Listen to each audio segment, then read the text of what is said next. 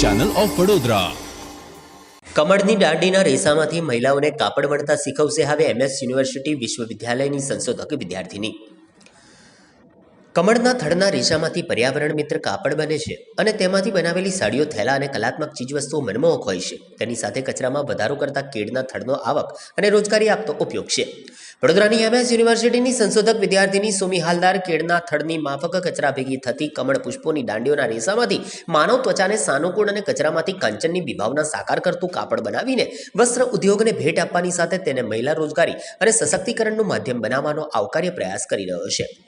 Sumi faculty of family and community સાયન્સના clothing and textile વિભાગમાંથી PhD કરી રહી છે, જેના ભાગરૂપે એણે નકામો કચરો ગણાતા કમળના દાંડલામાંથી રેસા મેળવીને અન્ય પ્રકારના કાપડ સાથે તેને ભેળવીને નવા પ્રકારનું કાપડ બનાવવાના પ્રયત્નો હાથ ધર્યા। આ નાજુક પ્રક્રિયા હાથ વડે કરી પછી મળેલા રેસા બોબિન ઉપર લપેટવામાં આવે છે। તેણે આ પ્રોજેક્ટ તેના ગાઈડ ડોક્ટર મધુસરણના માર્ગદર્શન હેઠળ કર્યો છે। વર્ષ 2018માં તેણે કમળદંડમાંથી રેસા મેળવી કાપડ બનાવવાનો વિચાર શોધ્યો અને એણે અનુસ્નાતકીય શિક્ષણના બીજા વર્ષમાં 2019માં તેના પર કામ શરૂ કર્યું। કમળ દાંડીઓ મોટા પ્રમાણમાં અને સતત મેળવવા ખંડેરાવ માર્કેટના ફૂલ વિક્રેતાઓની પણ મદદ લીધી હતી। આ લોકોએ એનો પરિચય કમળની ખેતી કરતા ખંડ સમયના શિક્ષક ઈશાભાઈ રાઠોડ સાથે કરાવ્યો, જેઓ ગુલાબી અને સફેદ કમળ છેક હરિદ્વાર સુધી મોકલે છે। આ વિદ્યાર્થીનીએ દાંડલીઓનો પુરવઠો મેળવવા કમળ ઉગે છે તેવા વિવિધ તળાવોની મુલાકાત પણ લીધી અને તમામ જહેમત અને મથામણના અંતે રસાયણ મુક્ત અને માનવ ચામડીને અનુકૂળ કાપડ બનાવવામાં તેણે સફળતા મેળવી છે। હેપી ફેસીસ NGOની પણ મદદથી આ કામમાં મદદ લીધી। 10 જેટલી મહિલાઓને દાંડીમાંથી રેસા કાઢવાની તાલીમ આપી। આ એવી બહેનો છે જેમના પરિવારો કોરોના કાળમાં રોજગારીની મુશ્કેલી અનુભવી રહ્યા હતા। આ પ્રયોગને વાયબલ બનાવવાનું કામ હજી ચાલુ છે। ઘણી પરિષદોમાં તેને લગતા પેપર રજૂ કરાયા છે। આ સંશોધનની સફળતા ઘણા નવા આયામો ખોલી શકે છે।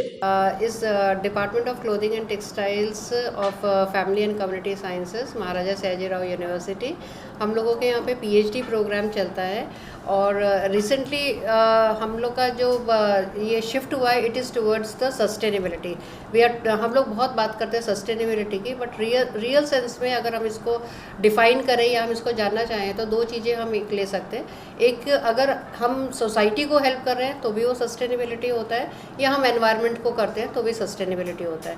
इन दोनों चीज़ों को ध्यान में रखते हुए हमने अपनी रिसर्चेज उसी तरफ बढ़ाई है। उसमें से एक रिसर्च हमारी है कमल के डंडी में से फाइबर लेने की।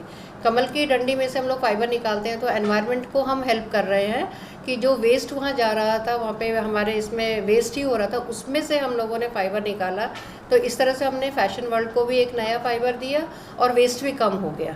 अब इस पर्टिकुलर रिसर्च में एक हमको ये फ़ायदा है कि हमने थ्रू आउट इसका धागा निकालने से लेके कपड़ा बनाने तक कोई भी केमिकल का यूज़ नहीं किया, जो हमारे सस्टेनेबिलिटी का तीसरा आयाम हम उसको बोल सकते हैं। और इसका एक फ़ायदा ये रहा कि हमको इसके प्रोसेस में धागा बनाने तक में किसी भी मशीन की ज़रूरत नहीं है। तो इस तरह से हम लोग इसको सोसाइटी की हेल्प के लिए भी ले जा सके। और जो लोग नीडी लोग थे हमने ऐसे आइडेंटिफाई किया कि जिनको ज़्यादा ज़रूरत है और उनके पास खासकर आफ्टर कोविड जब ये हुआ कि कई फैमिली ऐसी थी कि जो उनके अर्निंग मेंबर्स थे वो लोग नहीं रहे और उनके पास कोई भी स्किल नहीं थी। तो हम लोगों ने ऐसे लोगों को आइडेंटिफाई किया जिसके लिए हमको हैप्पी फेसेस NGO ने हेल्प किया और उसमें से लेडीज़ को ट्रेन किया कि कैसे इसमें से धागा निकाल सकते हैं। और आज हमारे पास वो वर्कफोर्स तैयार है कि जब हमको आगे कोई भी इसका ऑर्डर मिलेगा तो उसका रॉ मटेरियल वो लोग बना सकेंगे और हम उनको एम्प्लॉयमेंट दे सकेंगे।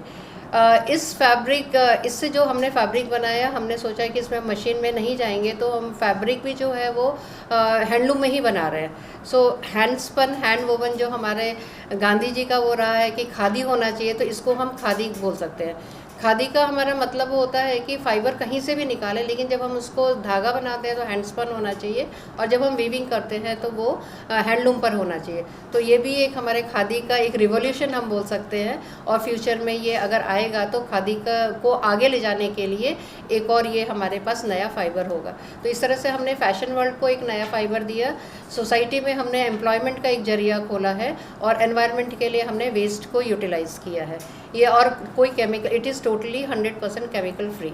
जब हमने इसको टेस्टिंग किया फाइबर को विद ऑल अदर थिंग्स, तो बहुत सारी प्रॉपर्टीज़ इसमें आई हैं और अब आगे जाके कपड़ा बनाने के अलावा इसकी एक एक प्रॉपर्टीज़ को हम लेंगे और उसका नया नया एंड यूज़ निकालेंगे, जिस तरह से कि ये हमारे स्किन के लिए भी अच्छा रहेगा।